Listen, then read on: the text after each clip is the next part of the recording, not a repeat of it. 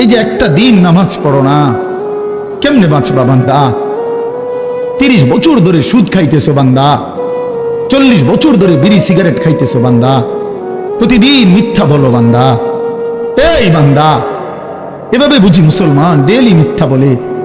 মুসলমান বুঝি প্রতিদিন গালি দেয়? মুসলমান বুঝি প্রতিদিন নাফরমানি করে?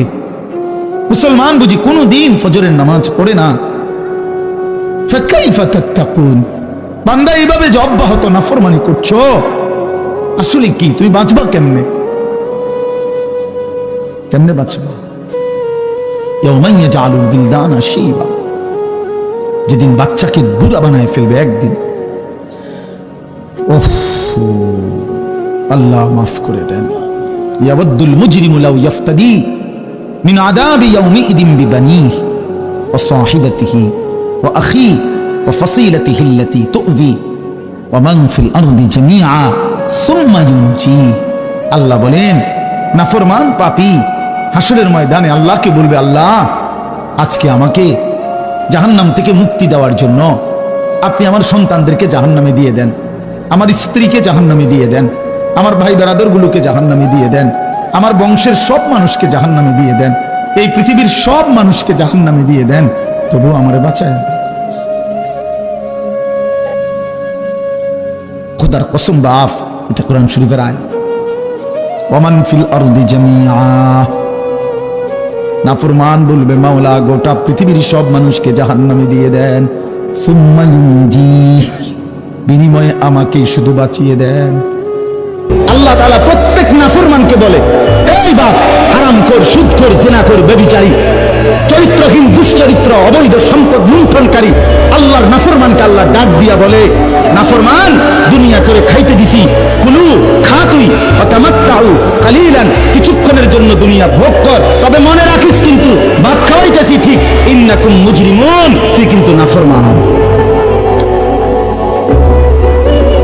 তুই কিন্তু পাপী, আমি কিন্তু ছাড়বো না, আমি ভাত খা।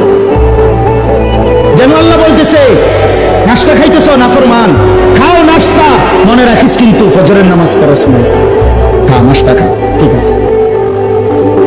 রাতের খানা খাইতে বসছ বেঈমান, খা, ঠিক আছে খাইতে দিলাম, তো মনে রাখিস ওশার নামাজ পড়স না, ইন্নাকুম মুজরিমুন।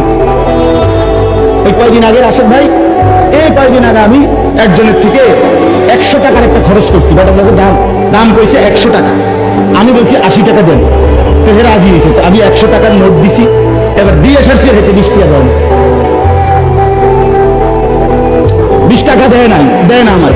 তা আমি বলছি এই কথাটা তারে যে, ভাই ঠিক আছে তুই 20 টাকা নেও, তবে মনে রাখো এই 20 টাকা কিন্তু জুলুম করে নিছ,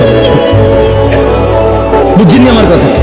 আল্লাহ বলতেছে, বান্দা খাইতেছে 100, খাও, আরে নাফরমান খাইতে দিলাম দুনিয়া, কিন্তু মনে রাখিস ইন্নাকুম মুজরিমুন, তুমি কিন্তু পাপী, তুমি কিন্তু নাফরমান, এটা কিন্তু হারামের টাকা, সুদের টাকা, আমি জানি, আমি টাঙ্গাইয়া ফিরু। এই জন্য দয়া করে দুনিয়া খাইতে দিলেই খুব খুশি হওয়ার কিছু নেই, দুনিয়া আল্লাহ তাআলা সবাইকে। যে নবী পেঁয়াজের গন্ধ সহ্য করতে পারে নাই, যে নবী রসুনের গন্ধ কাঁচা সহ্য করে নাই, উম্মত আমার কাছে আইসো না, আমার নামাজি বান্দাদের কাছে আইসো না কাঁচা পেঁয়াজ খাইয়া, সেই আপনি বিড়ির দুর্গন্ধ নিয়া কেমনে মসজিদে ঢোকেন? কথা বলেন না কেন? শুধু কুলি করলে বিড়ির দুর্গন্ধ যায় না, আপনি বলেন মিয়া, একজন মানুষের কষ্ট হয় কিনা? আমি ব্যক্তিগতভাবে হজম করি, অনেক সময় কষ্ট করে সহ্য করি, কিছুই বলি না কোনোদিন। কত মানুষ মোয়া নাকা করে, মানে বুক মিলায় আমাদের সাথে, সাধারণ অনেক মানুষও, কেউ চাইলে বুক মিলাই, কিন্তু এই সময়ও বিড়ির গন্ধে এত কষ্ট লাগে, মনে যেন ঘুমিয়ে আসতেছে। রাসূলুল্লাহ সাল্লাল্লাহু আলাইহি সাল্লামকে ভালোবাসা আজকে 40 বছরে বিড়ি খাওয়ার অভ্যাসটাই ছাড়তে পারলেন না, আপনি নবীর ভালোবাসেন, কারে উনারে দিনিয়া বলেন? এই জন্য বাপ মাফ করবেন, মনে কষ্ট দিয়ে থাকলে আমারে মাফ করবেন। আল্লাহ তাআলা আমাদেরকে তৌফিক দান করেন, আল্লাহ তাআলা আমাদেরকে কবুল করেন, গুনাহ ছেড়ে দেন, গুনাহ ছেড়ে দেন, রাসূলুল্লাহ সাল্লাল্লাহু আলাইহি সাল্লামের সুন্নাতকে ভালোবাসেন, বলেন ইনশাআল্লাহ, বলেন ইনশাআল্লাহ।